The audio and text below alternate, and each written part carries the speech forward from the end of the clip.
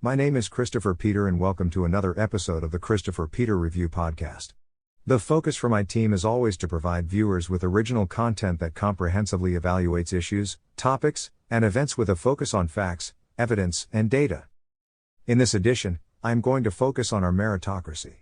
I am going to let you know why I believe this institution is vital to our society and economy and how we can ensure that fairness and integrity is afforded to every person.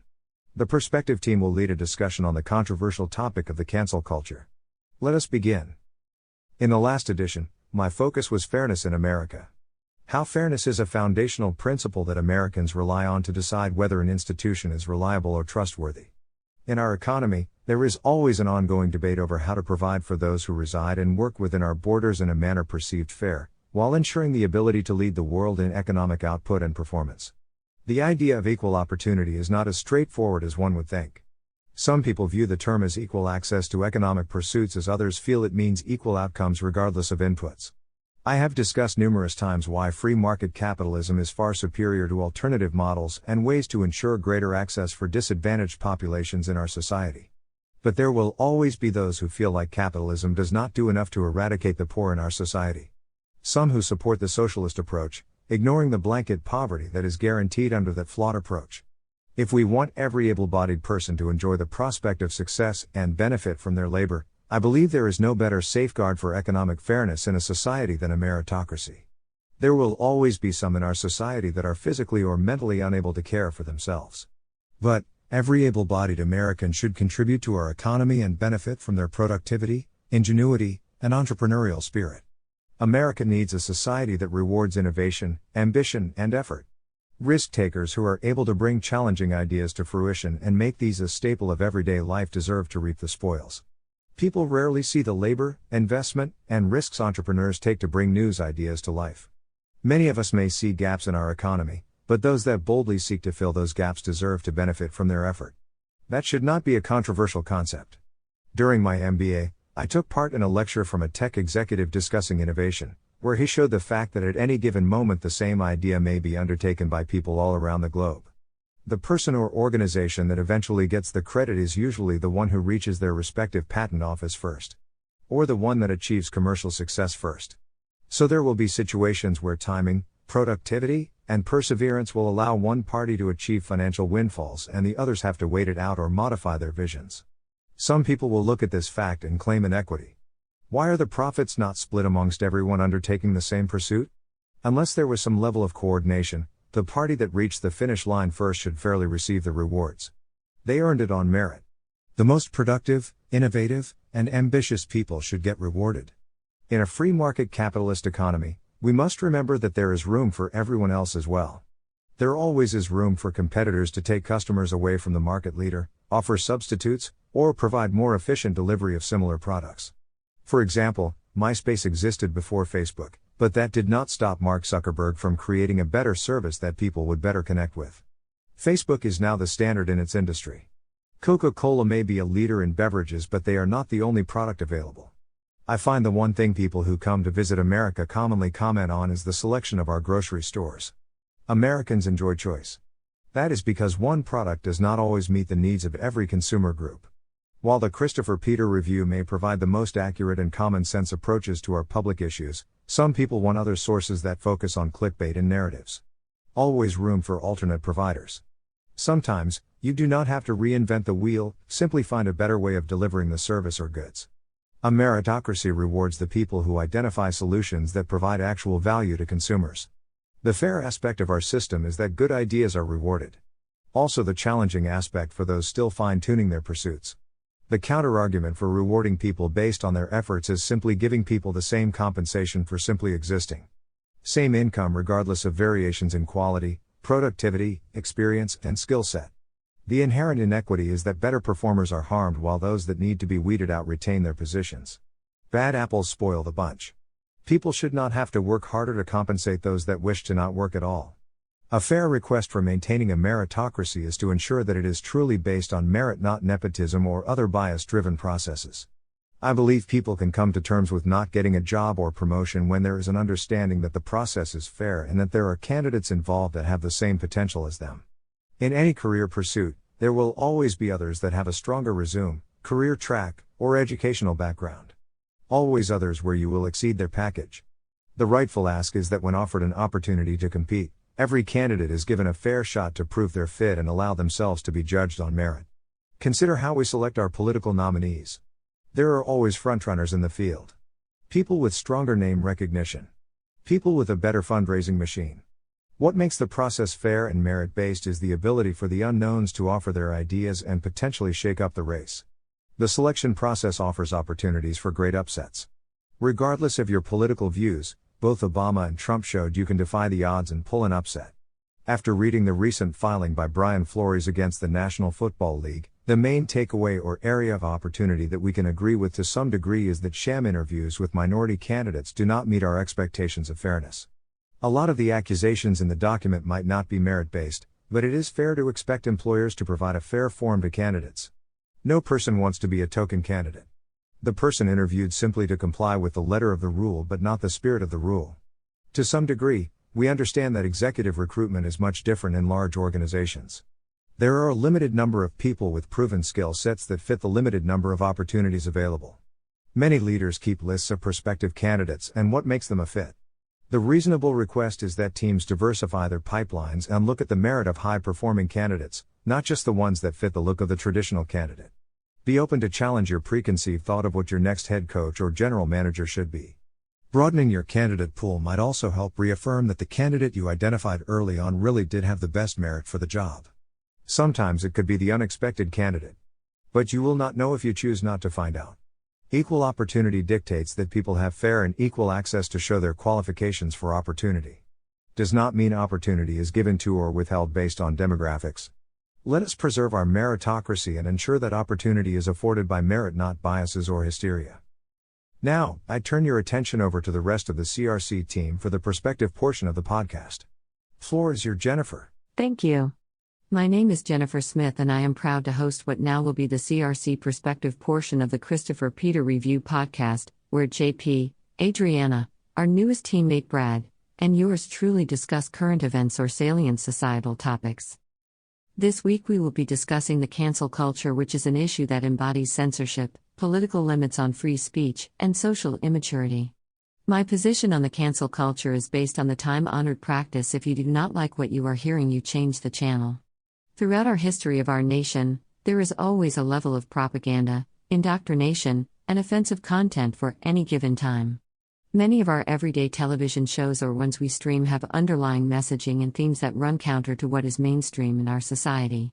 Many programming that can be offensive to people of faith. Offensive in many other manners.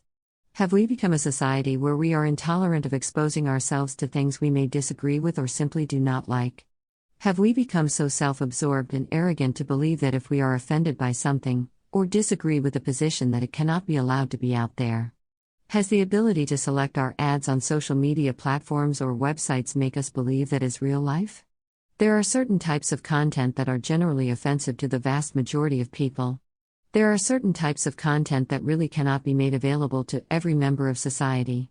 There is a certain level of censorship in society to prevent certain age groups from encountering content they are not capable of understanding or damaging to their mental development.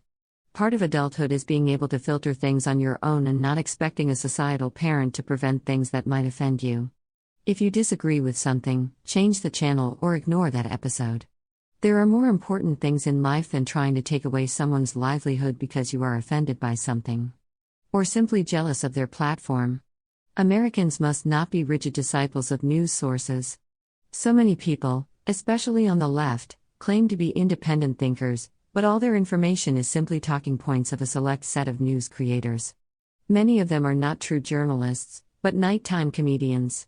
Rather than being a rabid defender of political messaging that you yourself disagree with and the people creating narratives do not abide by, be an avid seeker of the truth.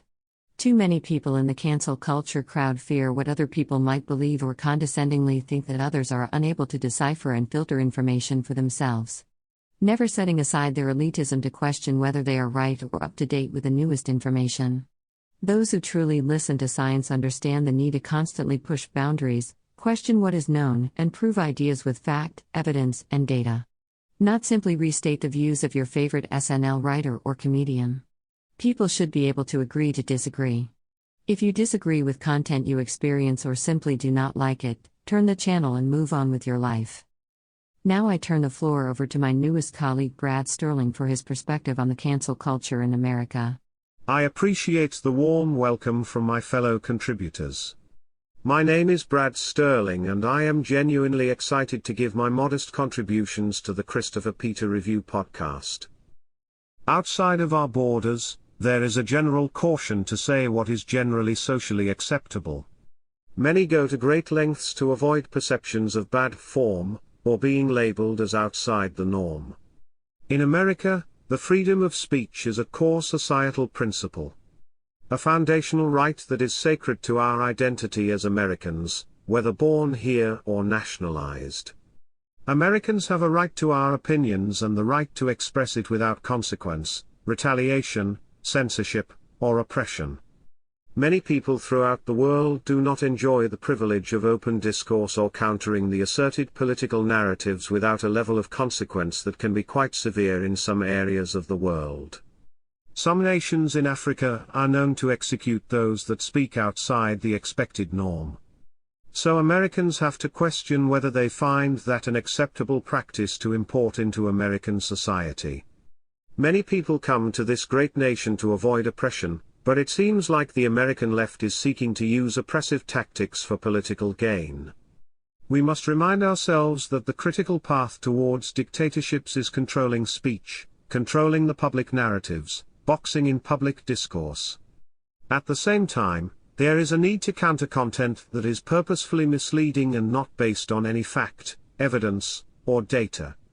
Content generated simply to put forth to advance a narrative that does not truly exist. I think most people prefer that misinformation be fought with information. If someone advances a false narrative, then offer a counter-argument showing why that narrative is false based on facts and why the alternatives are reasonably accepted. For instance, if someone adamantly states that the world is flat, that can be directly countered by numerous facts. If the world is indeed flat, why has no one fallen off of it to this point? Or why is there no known 180-degree turns that are instantaneous? How would people end up in the same place after circling the globe? Imagine if there was that type of sudden drop-off. That is not something we could hide. People would go out of their way to experience that. Some may say the easiest path is to censor that speech. The practice of silencing and censoring gives the audience the slight perception that the speech may be legitimate if it is being censored. I think history has shown that words matter. But it also showed us that free speech matters. The slippery slope with censorship is one that is never reasonably managed. It is now my honor to turn the proverbial podium over to JP. Thank you, Brad. Welcome to the team. I am JP and it is a pleasure to be part of the perspective on the Christopher Peter Review. The recent current event making the cancel culture top of mind again is the situation with Joe Rogan, Spotify, and some content producers threatening to pull their portfolio. Artists like Neil Young and Joni Mitchell attempted to corner Spotify into choosing between the most popular podcast out there and content from rockers that the vast majority of users were not really aware of who they were. These rockers, like many people on the left, hold a strong fear that any speech that counters the common narratives advanced by left-leaning policymakers is dangerous and the general public is mentally incapable of making educated decisions of what to accept and what to reject. A major cog of their position is a general level of elitism over the average person. The appeal Joe Rogan has for people across all sides of the political spectrum is that he does not filter himself. He says whatever he wants to. Although I am not a frequent listener, I experienced enough of his podcasts to say that the conversations can be entertaining, but not always agreeable to some degree. The problem for people like Young, Mitchell, and many on the left is the fact they take the narrative around the COVID-19 pandemic as unchangeable fact carved in stone, when the facts, evidence, and data are changing every day. Many on the left will repeat the mantras of follow the science or listen to science, but they really do not listen to all science or adjust when the data changes. Many still hold that masking is a must, despite the clear evidence that most masks are unable to provide real protection, and data shows it does not really lower infections in certain data sets. While many of us feel people should wear masks if it makes you feel safer, the left wants to make you wear a mask to make them feel more powerful. There are some people standing with Joe Rogan on both sides of the political spectrum. Interesting, the level of support from some on the right. Rogan is far from a conservative. Rogan does not really reflect the values or strongly held positions conservatives hold dear. But there is an interest in protecting free speech. Part of the debate that not many people want to discuss is the political aspect of the cancel culture, where there is a focus on canceling people deemed conservative or right-wing by distorting the content to appear as racist, sexist, or the otherists. Or use the new buzzword misinformation for points of views or policy positions they disagree with. While there is some material from Rogan showing he went too far at times, the attacks from the liberals is largely based on political hysteria and the fact that he counters their preferred narrative on the COVID-19 pandemic. He is right in a sense that many statements deemed misinformation recently are no longer deemed that. Many aspects of the virus, the origins, and the government response are looked at differently now in light of new evidence, data, and information. So if this is about holding Rogan accountable for racist jokes, why is there not a similar movement against Whoopi Goldberg for comments not intended as a joke, but her poor attempt to make a not well thought point? If the left deems that speech deemed discriminatory or misinformation needs to ultimately lead to the person losing their livelihood, then where is the movement to hold all the people who advanced what we now know to be misinformation of the Russian election hoax? Why do some of these people still hold positions of influence, power, or great compensation? Why are artists who commonly use racial slurs, degrading remarks regarding women, and other offensive behaviors protected behind the guise of art? If there is no consistent standard to why people want others cancelled, then it becomes simply a political tool for silencing political opponents. Maybe it already is all politics. Now, I turn it over to Adriana to take us home and close out this edition. Thank you, JP. My name is Adriana and I will be providing you with the fastballs as any great closer would. There is a need for accountability for statements that are viewed as greatly egregious and completely offensive regardless of any context. Hate speech in all its forms and directions is generally condemnable because there really is no reason to directly attack any race, gender, religion, party affiliation or other defining characteristics simply to create harm or the perception of inequality. Again, some people will use a broad brush to classify everything as hate speech, but I generally feel the qualifications require the content to be direct, purposeful, and with the intention of harm. Pointing out obvious behavioral issues or economic challenges is not automatically biased. Back to holding people accountable. Words do matter and can frame how others view a particular group of people or shape how people behave in a given situation. Much of the issues addressed with the cancel culture are addressing behaviors done by people that created harm to others. The goal is to remove the economic benefit for people who physically harmed people leveraging their power positions or simple low moral standing. The question of whether the public can separate the art from the artist is helped if the public knows it is not funding the next round of assaults or it may compensate the victims. I think we can agree that people convicted in an actual court for crimes are a fair target of the cancel culture. I, like my colleagues here, are a supporter of free speech, which offers us the opportunity to share in our public discourse. Free nations are not free if they are prevented from disagreeing with the state position or the attributed state position. Much of the fuel for the anti-Rogan mob is simply because Joe Rogan counters what some deem as the only acceptable narrative. And Rogan is absolutely right in stating that what once was viewed as misinformation is now viewed differently. Those advocating for listening to science should understand science generally advances itself by challenging what is known and going beyond it. It was science that taught us the world is not flat, hot dogs are digested, and the pandemic lockdowns might not have been the best approach considering all the damage and unexpected consequences. It is science that is confirming that masking is not as effective as previously thought. But, the idea that we cannot question science is simply incorrect. In a free nation, we have the right to question everything. As Christopher Peter stated in past podcasts, cynicism is healthy in our democracy.